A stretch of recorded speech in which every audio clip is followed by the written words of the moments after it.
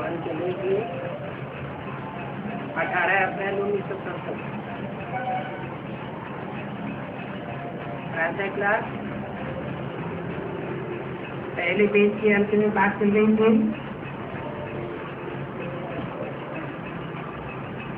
चार भुजा माना प्रवृत्ति मार्ग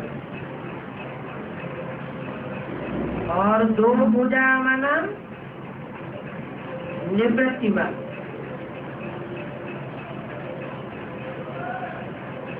क्या बात हुई?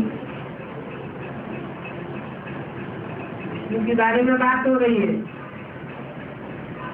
विष्णु की चार भुजाएं दिखाते हैं। ब्रह्मा के साथ सरस्वती और शंकर के साथ पार्वती। और शंकर का काम जब जगदम्बा करती है, महाकाली के रूप में,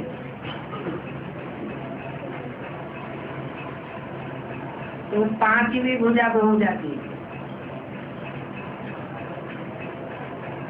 और चलाने वाला अलग हो जाता है।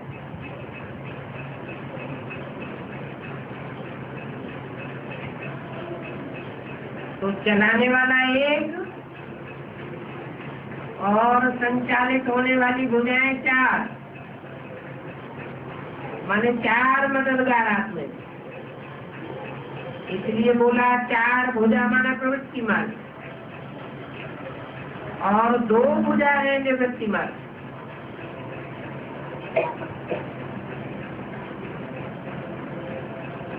माना चार आत्माओं का स्वभाव संस्कार मिलकर के एक हो जाता है, तो विश्व की प्रवृत्ति पक्की हो जाती है। और जब दो भुजाएं अपने संस्कारों को अलग निभाती है और दो भुजाओं का संस्कार अलग होता है, तो निवृत्ति मार्ग।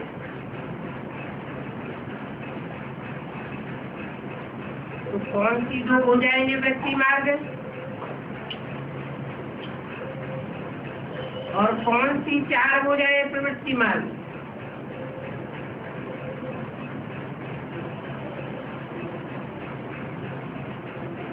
बाप ने प्रवृत्ति मार्ग का धर्म स्थापन किया और सन्यासियों ने निवृत्ति मार्ग का धर्म स्थापन किया। सन्यासी निवृत्ति मार्ग के हैं।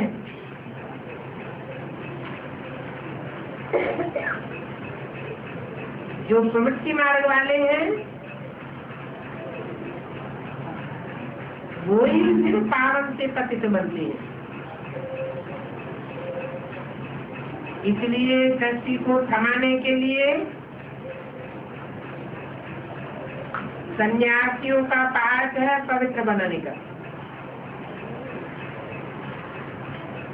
और वो सन्यासी भी लाखों करोड़ों की तादाद में होंगे।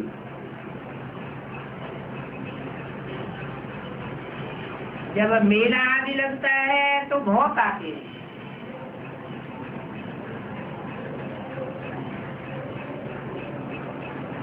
अठारह अप्रैल 1967 की वाणी का दूसरा पेज। वो सन्यासी खाना पकाते नहीं है,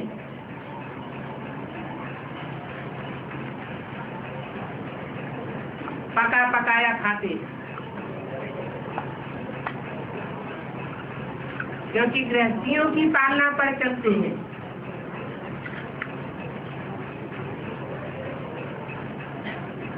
कर्म करने का संन्यास किया हुआ है।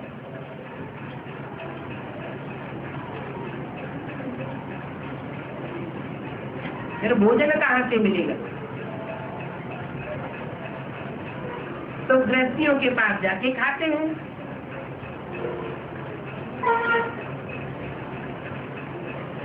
गृहस्थी लोग समझ लेते हैं ये भी हमारा दान होता है।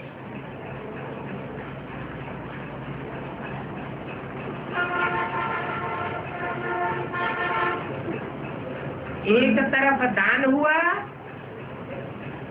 फिर दूसरी तरफ पाप भी हुआ, क्योंकि वो मंत्र ही उल्टा देते हैं।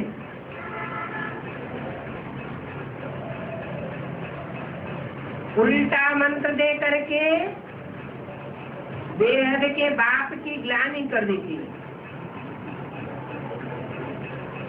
इसलिए बाप कहते हैं जो भी गुरु आदि किए हुए हैं वो सब तुम्हारे शत्रु।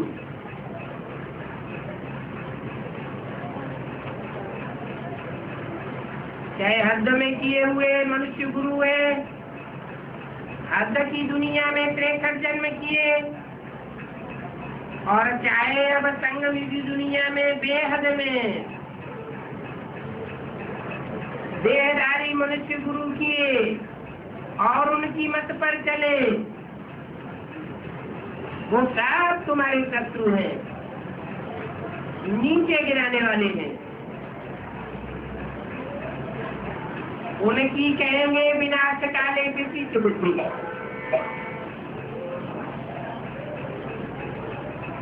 हिंदी के चित्र में कहीं बताया हुआ है ना, सीढ़ी के चित्र में लिखो नीचे विनाश काले विपरीत बुद्धि विनश्यते। तो नीचे जो भी बैठे हुए हैं, जहाँ लिखा हुआ है 40 वर्ष का संगम युग, वो सब विनाश काले विपरीत बुद्धि विनश्यते की लिस्ट में चले गए। बुद्धि विनश्यते और अपने फॉलोअर्स का भी विनाश कर देते हैं।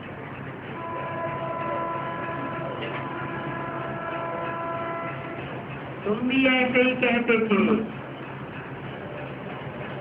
यह भी ऐसे ही कह देते थे विनाश काले विपरीत बुद्धि, परंतु समझते नहीं थे।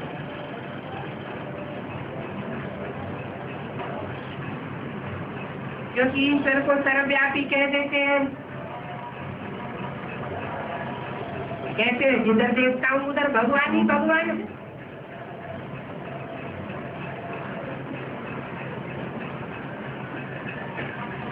यह तो नारायण की पूजा करते थे। कौन?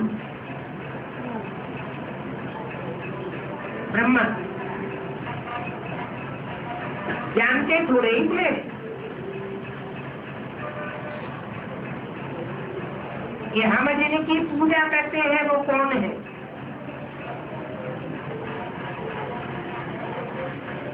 यह भी पुजारी पतित था,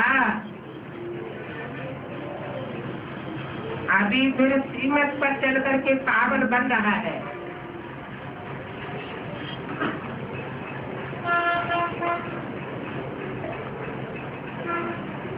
श्रीमत पर चल करके पावन बन रहा है या पावन बन चुका है। यह कौन? ब्रह्मा। पावन बन रहा है या पावन बन चुका है? वो चेले लोग तो ये समझते हैं कि हमारा गुरु पार निर्वाण गया।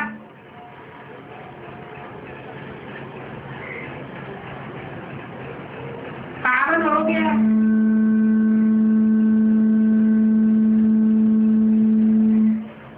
बाप कहते ये देहधारी धर्म गुरु कोई भी पावन नहीं बनते, कोई भी पार निर्वाण नहीं जाते, खुद भी नीचे जाते हैं, अपने फॉलोअर्स को भी नीचे ले जाते हैं।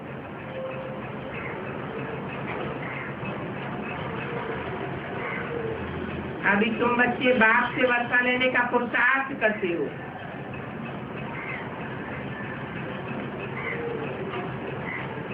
इसलिए कहते हैं फॉलो करो। माया हर बात में पछाड़ती रहती है। ये देह अभिमानी ही है जिससे मनुष्य पापी बन जाते हैं। बाबा के पास सेंटर से समाचार आता है कि फलाने सेंटर पर आपस में बहुत लड़ते हैं। देह अभिमान है ना, बस गरीब हो साहूकार हो, परंतु देह अभिमान भी जब टूटे ना, देह अभिमान तोड़ने में ही बड़ी मेहनत है। बाप कहते हैं तुम अपन को आत्मा समझ इस देह से पास बजाओ। तुम घड़ी घड़ी देह अभिमान में क्यों आते हो? रामानुसार देह अभिमान में भी तो आना है, परंतु पुरुषार्थ करके इस समय पक्के देही अभिमानी बने। बाबा कहते हैं तुम तो आत्मा हो, आत्मा ही तो सब कुछ करती है। आत्मा कहती है कि मैं जज हूँ, फलाना हूँ। आत्मा जब शरीर से निकल जावे, शरीर को काटो तो शरीर से आवाज कुछ भी निकलेगा क्या? कुछ भी नहीं। आत्मा ही कहती है कि मेरे शरीर को मत दुखाओ।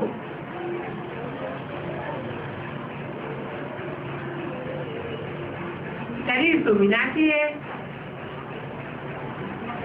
परंतु आत्मा जब तक उसमें प्रवेश है तो सुख दुख का अनुभव करती है।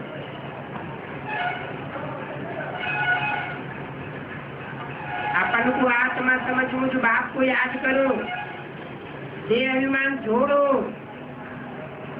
जितना देही अभिमानी बनेंगे उतना ही तुम तंदुरुस्त और निरोगी भी रहेंगे। इसे एक जन्म की ये बात नहीं है,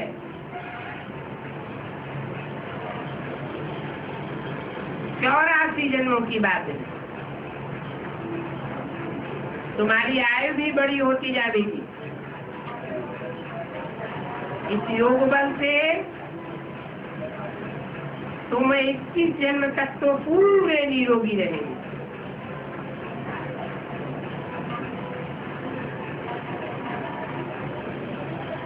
और जितना बनेंगे उतना ही पद भी ऊंच मिलेगा। जितना पद ऊंचा होगा उतना सजाओं से बचेंगे, नहीं तो सजाएं बहुत खानी पड़ेंगी। इतने लाखों करोड़ों पुरुषार्थियों में से देही अभिमानी सिर्फ 8 बनते हैं। 8 की माला होती है ना, परंतु उनमें भी नंबरवार हैं।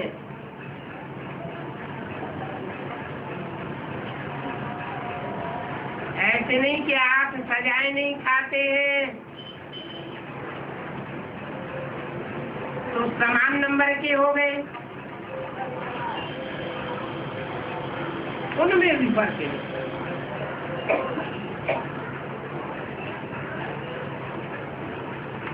कितना देही अभिमानी बनना है तो पहले है 8, फिर है 1000, फिर है 16,000।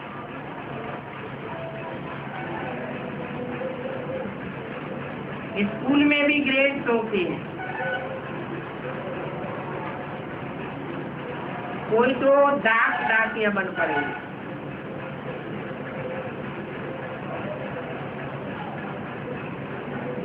फिर पिछाड़ी में आवेंगे करके थोड़ी राजा ही मिल जाए। पिछाड़ी में माना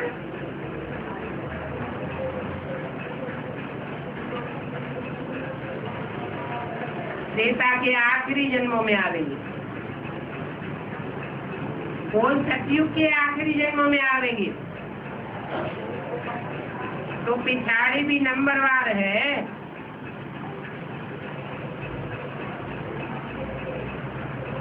जो अंत में दास दासी बनेंगे उनकी तो बात मत पूछो। जो आज में एक जन्म राजाई लेते हैं और अंत में दास दासी बनते हैं,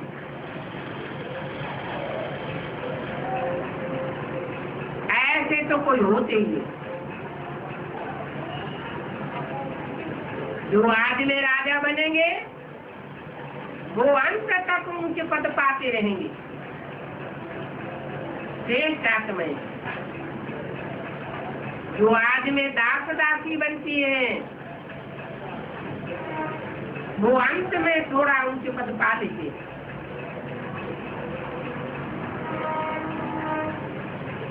तो उनकी एक जन्म की राजाई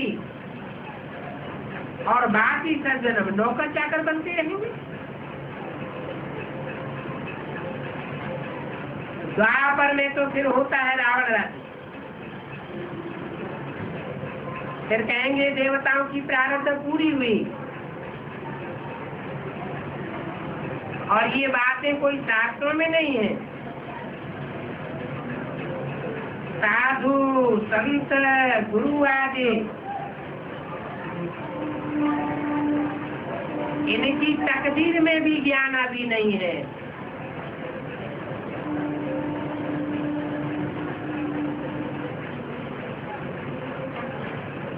जब तक वो तुम्हारे कुल में ना आ जावे, अर्थात मुखवंशावली ब्राह्मण न बन जावे,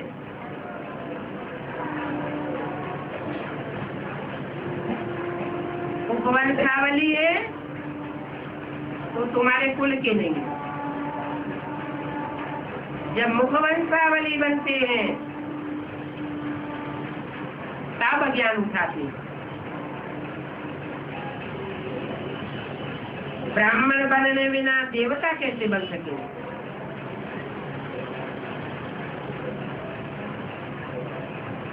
भले यहाँ ज्ञान लेने के लिए आते तो बहुत हैं।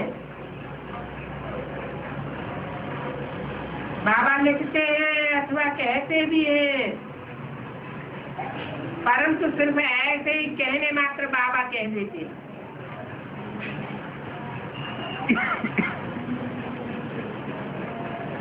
एक दो बारी आए, एक दो बारी पत्र लिखा, फिर गुम हो जाते।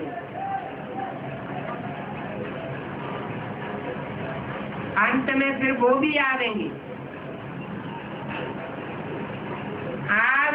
तो, लेकिन प्रजापद पावेंगे, क्योंकि प्रजा तो बहुत बननी होती है। आगे चल करके जब बहुत सुख बरपा होगा तो बहुत करके इस ज्ञानी की ओर भागेंगे। आवाज हो जाएगा, क्या भगवान आया हुआ है। अभी क्या समझते हैं? अभी समझते हैं भगवान कब आया हुआ था, आकर के गीता ज्ञान सुना करके चला गया।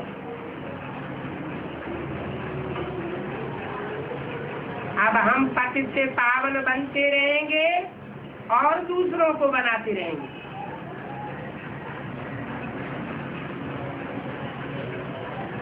लेकिन जब विनाश होगा तो सबकी बुद्धि में बैठेगा कि असली भगवान का स्वरूप कौन है। तुम्हारे भी बहुत सेंटर खुल जाएंगे। अभी तो तुम बच्चों का भी दोष है, क्योंकि देही अभिमानी बनते नहीं हो। घड़ी घड़ी माया देह अभिमानी बना देती है। बहुत देह अभिमानी।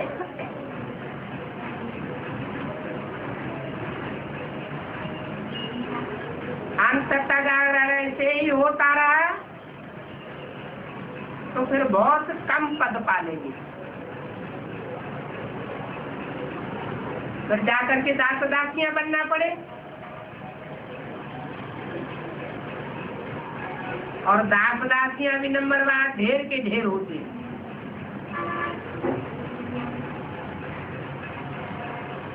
राजाओं को दास दासियां दहेज में मिलती है,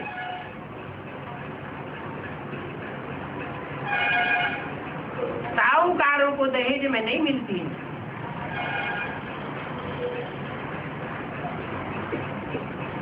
राजाएं बहुत दास दासियां दहेज में ले जाते हैं। वहां पर भी ऐसा होता है। बच्चों ने देखा है राधा कितनी दासियां दहेज में ले जाती है।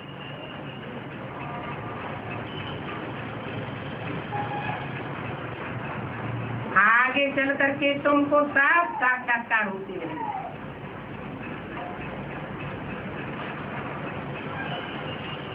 हल्की फुल्की दासी बनने से तो अच्छा है प्रजा में चले जावे।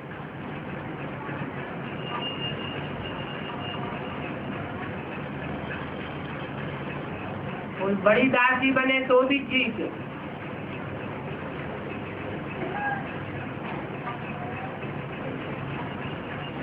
जैसे राधा कृष्ण की बड़े से बड़ी दासी कौन होती है?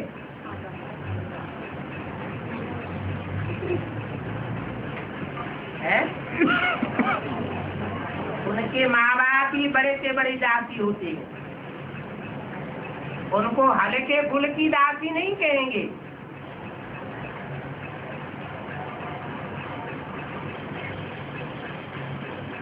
छोटे तबके की दास दासी बनने से तो अच्छा है प्रजाकुल में आ जावे, साहूकार बन जावे।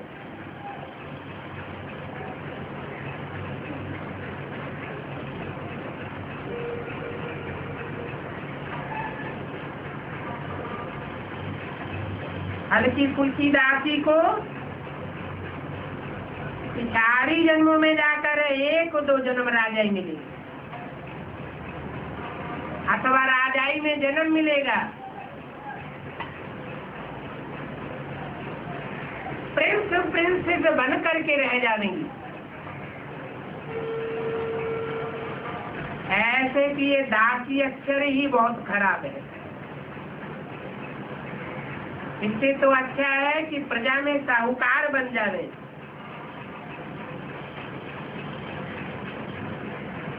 यहाँ तो देखो बाप का बनने से माया और ही खातिरी करती है।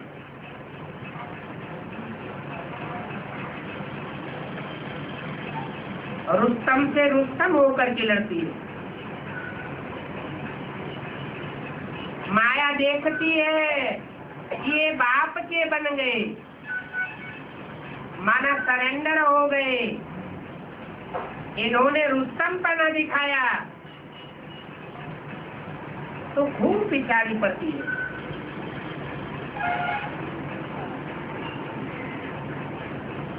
फिर बच्चों को दे अभिमान आ जाता है। जो बाबा से भी बेअदबी कर बैठते हैं।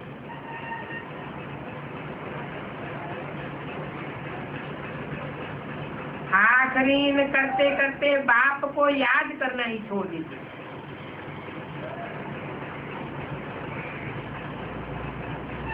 कहीं जाते हैं तो कब बाबा को पत्र भी नहीं लिखते हैं। ऐसे तो पत्र लिखने में कोई समय नहीं लगता है। फिर बाबा के सामने आते हैं तो झूठ बोलने लग पड़ते हैं। बाबा हमको फुर्सत नहीं मिली। बाबा कहते हैं तुम्हें खाने की फुर्सत है, पत्र लिखने की फुर्सत नहीं है। और ऐसा बाबा जो विश्व का मालिक बनाने आया हुआ है, उनको तुम्हें एक कार्ड लिखने की फुर्सत नहीं है। लिखना चाहिए, बाबा हम राजी खुशी हैं। 18 अप्रैल संस्कृति वाणी का तीसरा दिन लिखना चाहिए, हम बाबा ये सर्विस करते हैं और इस सेवा का यह रिजल्ट आया है। इतने जिज्ञासु रेगुलर हुए। यहाँ तो अच्छे अच्छे बच्चे भी पत्र नहीं लिखते, खाने की, कपड़े पहनने की इतनी फुर्सत रहती है, बाकी कार्ड लिखने की फुर्सत नहीं। शिव बाबा को भूल करके देह अभिमान में आ जाते हैं, इसलिए फिर ऐसे ऐसे बहाने करते रहते हैं। बाप को याद करते रहेंगे तो जरूर ख्याल आएगा कि ऐसा बाप जो हमको घी दान देता है, उनको पत्र क्यों न लिखो।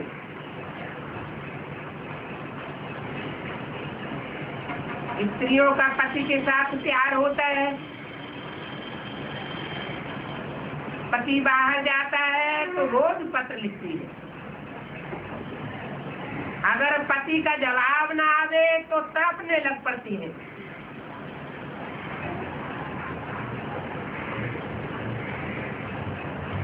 यहाँ तो बात मत कीजिए, माया एकदम नाक से पकड़ करके उड़ा देती है।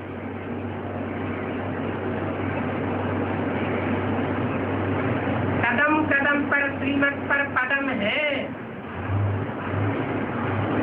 और तुम्हारे भी कदम कदम पर पदम है। तुम तो अनगिनत धनवान बनते हो, इतने धनवान बनते हो जो वहाँ धन की गिनती होती ही नहीं। धन दौलत, खेती बाड़ी सब कुछ मिल जाती है, वहाँ पर तांबा पीतल आदि तो होता ही नहीं है। क्या होता है? हीरा मोती सोना चांदी ही होता है।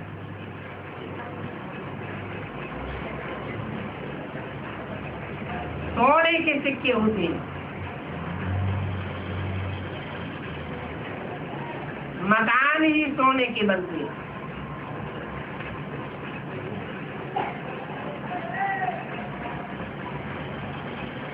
जब मकान ही सोने के बनते हैं तो क्या नहीं होगा।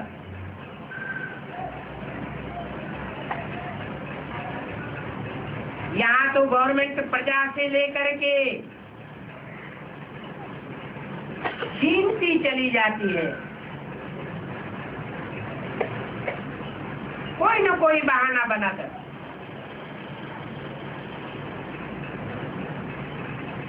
परंतु समझते थोड़े ही है आसुरी बुद्धि कि गवर्नमेंट हमसे छीनती जाती है।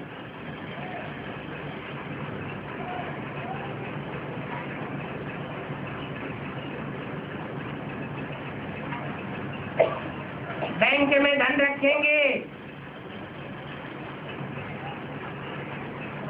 तो 3% 5% ब्याज देंगे और एक साल में महंगाई बढ़ेगी 10-15%। तो 100 रुपए की नोट की कीमत क्या रह जाएगी?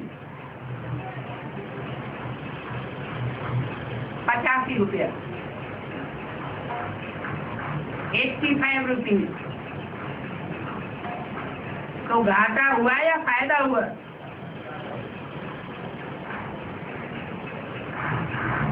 गवर्नमेंट प्रजा को हर साल घाटा मारती रहती है।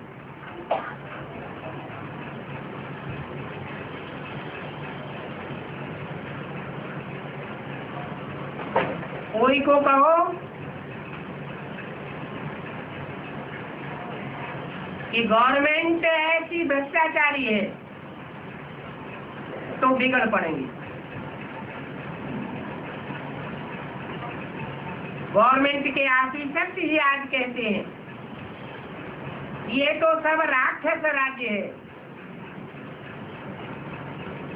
भ्रष्टाचारी राज्य। जब ऑफिसर ही भ्रष्टाचारी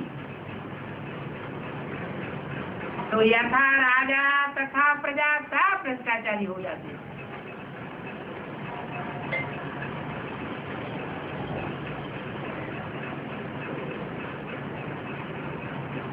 सतयुग में यथा राजा रानी तथा प्रजा सब भ्रष्टाचारी होते हैं। परंतु ये बातें मनुष्यों की बुद्धि में बैठती नहीं है,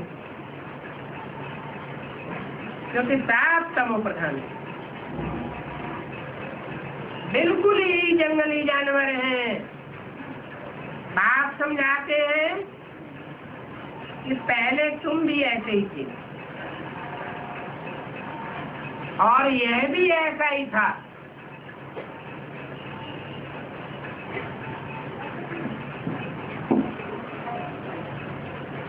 जंगली जानवरों के ही आकर के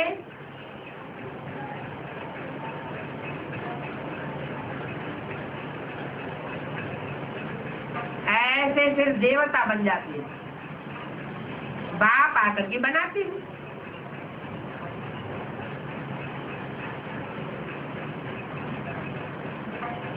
बाप सन्मुख आकर के बनाते तो भी बनती नहीं,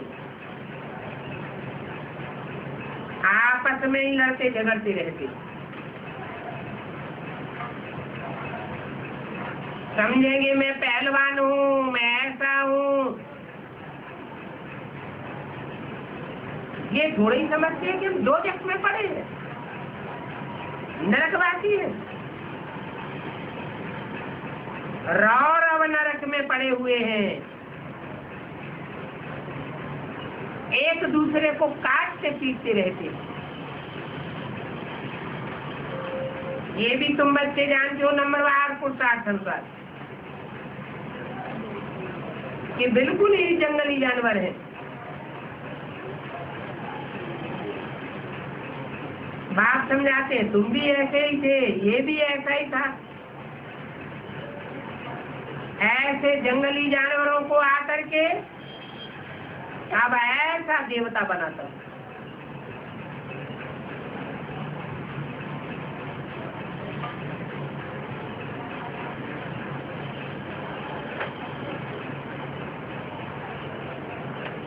रात दिन चिंताओं में करते रहते हैं, मरते रहते हैं।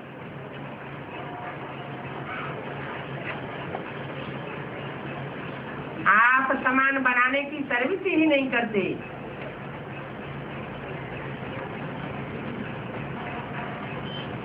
अगर सेवाधारी नहीं बनते तो फिर बीमार रोगी हो जाते हैं।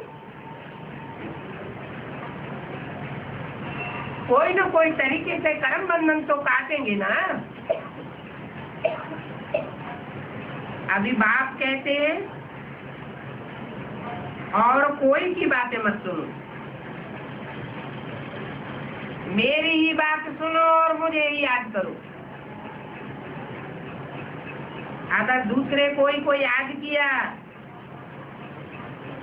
दूसरे कोई से सुना तो बेविचारी याद हो जाएगी, बेविचारी ज्ञान हो जाएगी।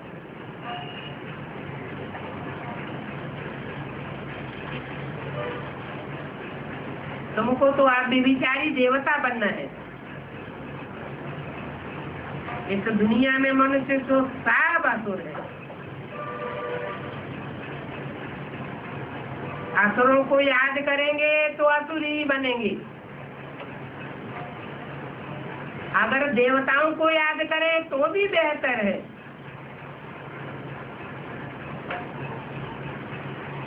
इन आज के मनुष्यों को याद करने से तो कोई फायदा नहीं होगा। ये मनुष्य गुरु आदि सब पतित है।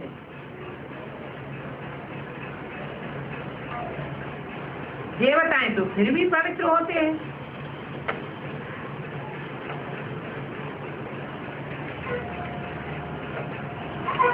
त्रिमूर्ति में मनुष्य गुरु कौन है और देवताएं कौन है?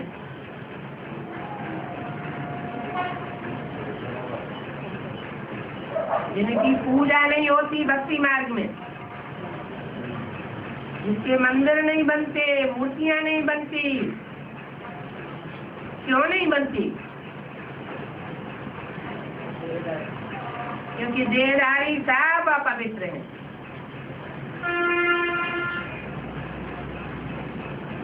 ब्रह्मा का एक भी फोटो ऐसा नहीं है जो निराकारी स्टेज वाला हो।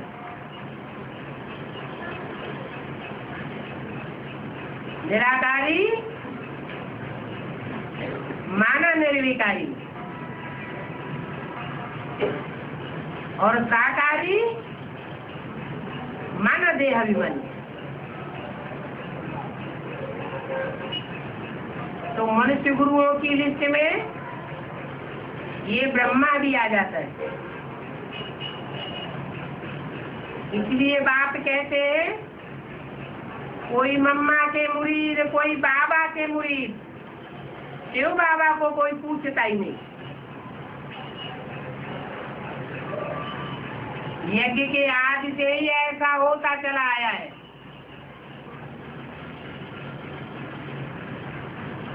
देहधारियों के मुरीद बनते बनते गिरते ही चले आते हैं।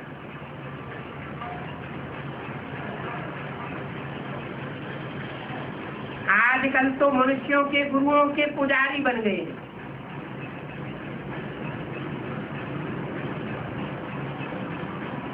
गुरु का लाकेट पहनते रहते हैं।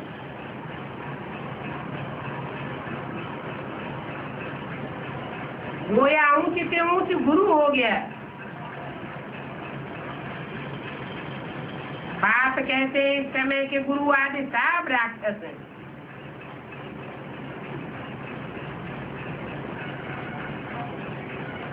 ये बाप से ही बेमुख कर देते हैं।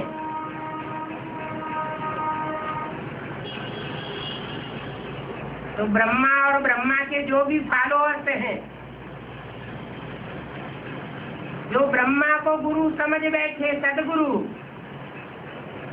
और खुद भी उनके शरीर छोड़ने के बाद गुरु की लिस्ट में आ जाते हैं,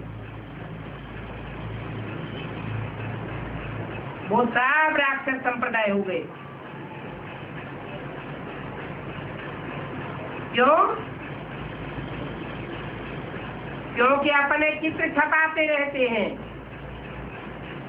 और अपने फॉलोअर्स को लाकेट पहनाते रहते हैं। बड़े बड़े पोस्टर्स छपाते हैं। उन पोस्टर्स में अपन को त्रिमूर्ति से साबित करते हैं। शिवो हम कह के बैठ जाते हैं और जो असली बात है उसे बेमुख कर देते हैं।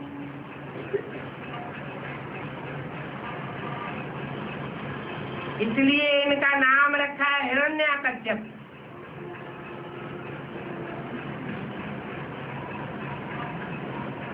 जो सच्ची सच्ची सोने जैसी आत्माएं हैं, उनके काष्य अर्थात तेज को पीने वाले हैं, योग बल को हरण करने वाले हैं। इसलिए गाया जाता है गुरु जिनके अनले चेले सत्यानाश। सब तमो प्रधान बन गए। जब तमो प्रधान बनते हैं तो बाप को गाली देते हैं। कितनी गालियां देते हैं। बाप कहते हैं जब जब मैं आता हूँ तब तब तुम मुझे गाली देते रहते हो। भक्ति मार्ग में तो कितनी गालियां दी। कहते सत्य अवतार, मत्स्य अवतार, परंतु मैं तो कहता हूँ कि मैं तो मनुष्य तन में ही आता हूँ। मैं मनुष्य ही बनता हूँ, फिर भी कच्छ मच्छ अवतार कह देती है। उन कच्छ मच्छ की तुम टांग छोड़ते ही नहीं हो।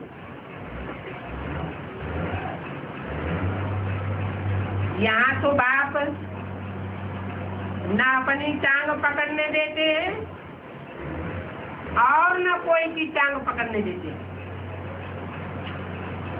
अर्थात पांव नहीं पकड़ने देते। कहते हैं सिर क्यों झुकाते हो? शिव बाबा को पांव थोड़े ही है जो तुम सिर झुकाते हो। इसलिए शिव बाबा कहते हैं कि जब गोद में भी आओ तो शिव बाबा को याद करो। शिव बाबा को याद करते नहीं हो तो गोया पाप करते हो।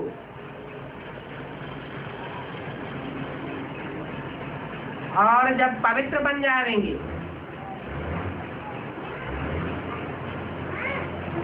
दैवी पद पाए लेंगे तो गोद भी ले सकते हो।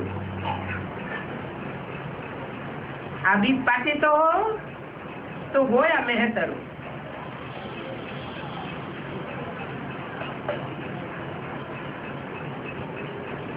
मुत पलिती हो ना, तो फिर बाबा कहते हैं मेरे शरीर को टच भी नहीं करो। पहले तो पवित्र बनने की प्रतिज्ञा करो।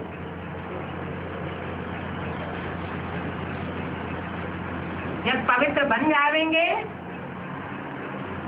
तो गोद भी ले सकेंगे। क्यों?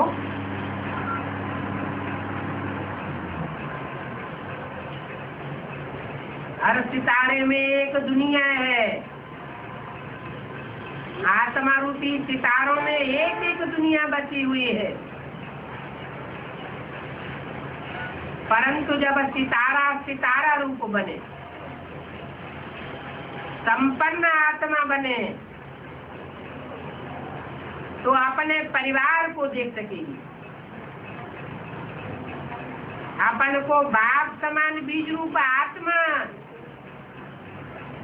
अपने परिवार को गोद में ले सकती है।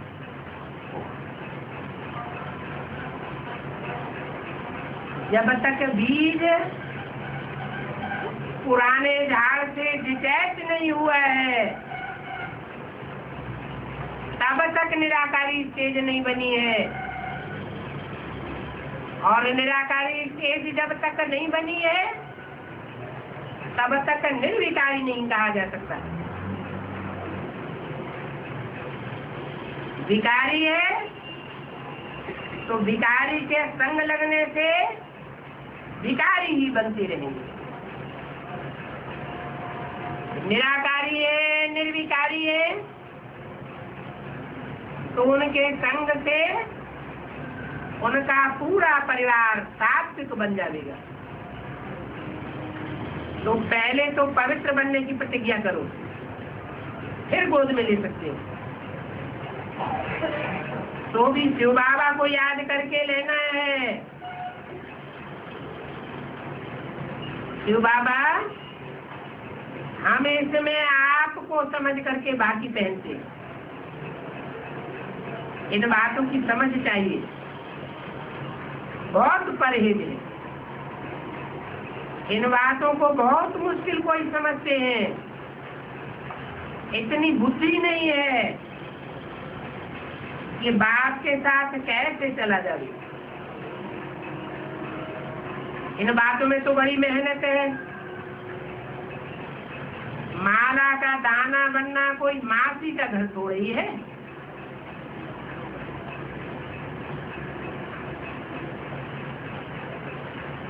शरीर पर तो कोई भरोसा नहीं, तो अंदर में डर रहना चाहिए कि हमसे कोई ऐसा उल्टा पलटा कर्म न हो जाए क्योंकि अभी कर्मातीत अवस्था तो हुई नहीं है। मुख्य है बाप को याद करना।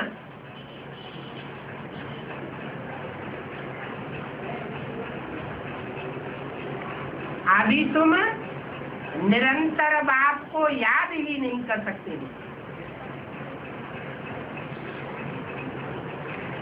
बाबा की सर्विस, बाप की याद लगातार करनी चाहिए। बाबा रोज कहते हैं पोता मिल निकालो। आज हमने कितनों को समझाया, कितनों का कल्याण किया, कितना याद किया।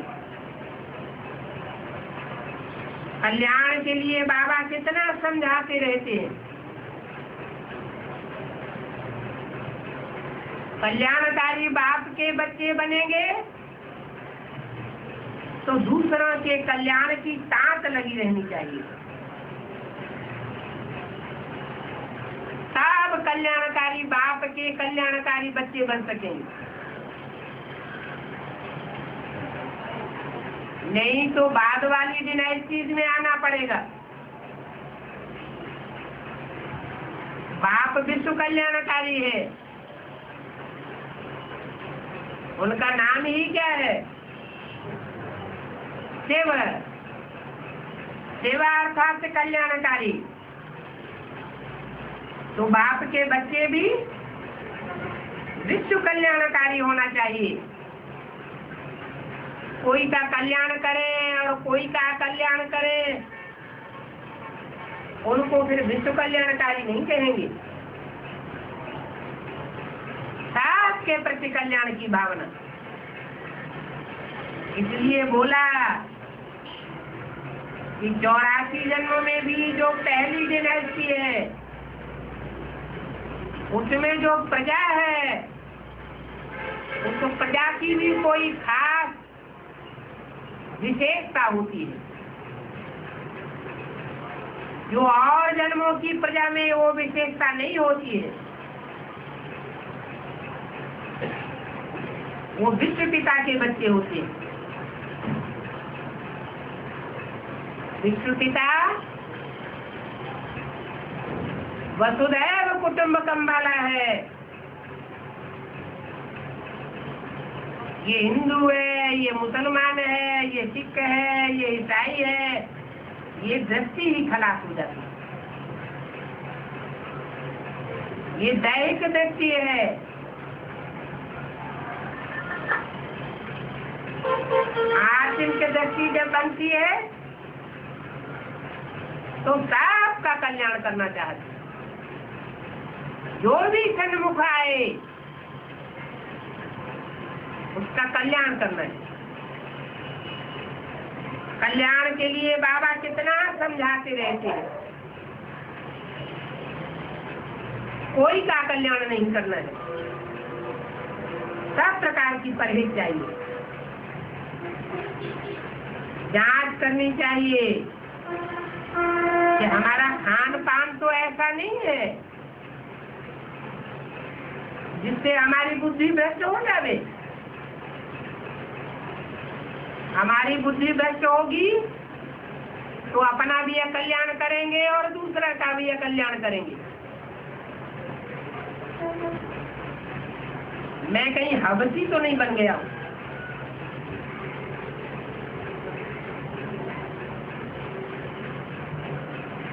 खुदा हबसी होगा तो संगी साथियों को भी हबसी बना देगा।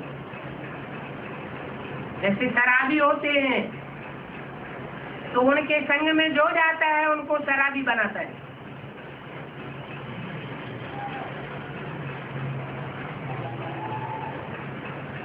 माया चक्क लगा करके उल्टा सुल्टा काम कराती रहती है। तो माया से अपन को बचाना है।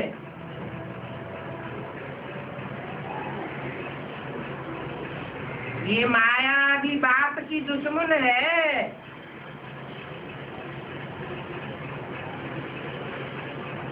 बाप के बच्चों को बेमुख करती रहती है।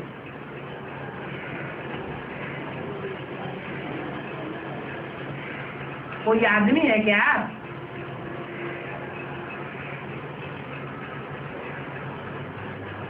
माया का पर्सनिफिकेशन हुआ है क्या?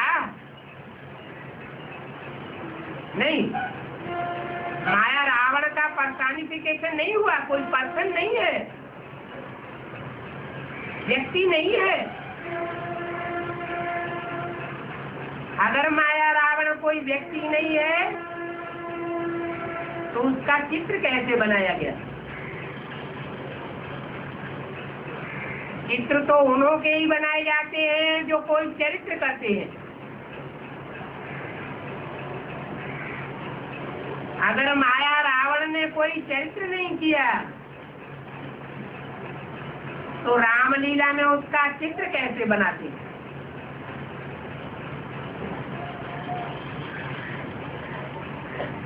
चित्रकारों ने चित्र बनाया है, भावना के अतिरेक में रह करके कार्य किया है, तो उनके चरित्र का चित्रण किया है चित्रों में। वो माया रावण भी अपना संगठन बनाए देता है।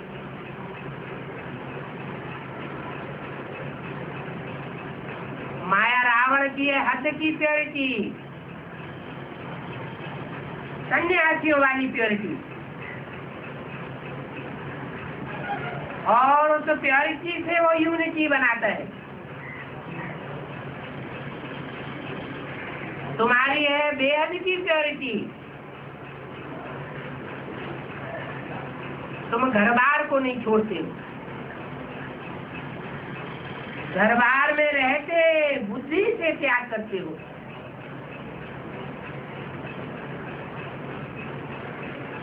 तुम कोई बाल बच्चों को दुख नहीं देते हो, वो तो स्त्री बाल बच्चों को दुखी बना करके आर्फन बना के छोड़ जाते हैं और दूसरों को उपदेश देते हैं। तुम्हारा तो बेहद का संन्यास है, उनका तो हद का संन्यास है। इसलिए कलयुग के अंत में इस दुनिया को मायावी पंप एंड शो के द्वारा थोड़े समय के लिए स्वर्ग जैसा बना करके दिखाते हैं। वो दुनिया स्वर्ग बनती नहीं है, ऐसा दिखाते हैं कि हमने दुनिया को ऊंची ऊंची महलमानियों अटारियों वाला स्वर्ग बनाया। इन बातों की भी शूटिंग ब्राह्मणों की दुनिया में होती है।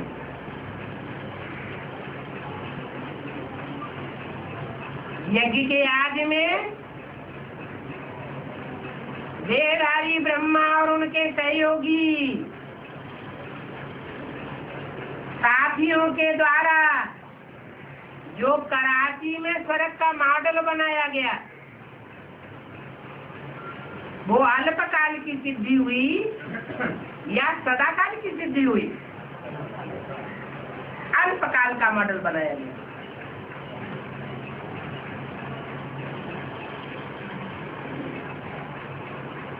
बनाने वाला ओरिजिनल ब्रह्मा था या कार्यवाहक ब्रह्मा था? ओरिजिनल था।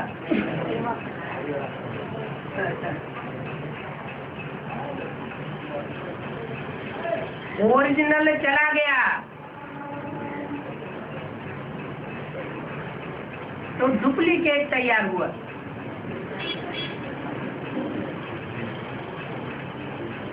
डुप्लीकेट स्वर्ग बना।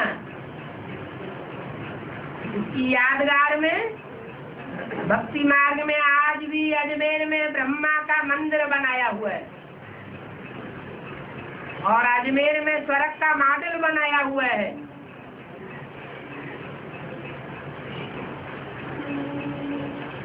वहाँ मंदिर में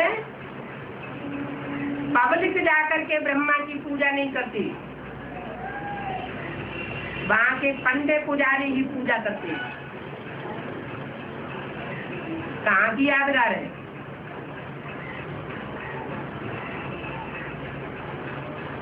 ब्राह्मणों की दुनिया में भी कोई अजमेर है जहाँ भेड़ बकरियों में सल पालो करते रहते हैं, बुद्धि बिल्कुल नहीं चलाते।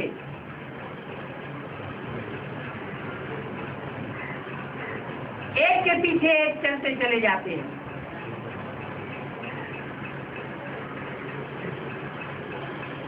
माउंट आबू में कोई ने चित्र रख दिया ट्रांसलाट का बना करके, तो बस उसी को भगवान मान लिया, गीता का भगवान बन करके बैठ गया। अभी बाप कहते हैं कृष्ण की उर्फ ब्रह्मा की गीता से नरक बनता है और शिव उर्फ शंकर की गीता से स्वर्ग बनता है।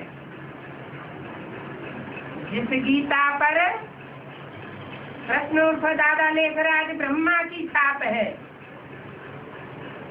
जिस गीता के दिल पर दादा लेखराज ब्रह्मा उर्फ कृष्ण की छाप है, वो गीता नरक बनाती है। और जिस गीता के दिल पर शिव शंकर भोलेनाथ की छाप है, वो गीता एक सेकंड में स्वर्ग नरक से स्वर्ग बनाती है। कहते भी है ब्रह्मा को विष्णु बनाने में कितना टाइम लगा? 1 सेकंड। वो कौन सी शक्ति है जो 1 सेकंड में ब्रह्मा तो विष्णु बनाई देती है? ऐसा परिवर्तन करने वाली परिवर्तन शक्ति कौन?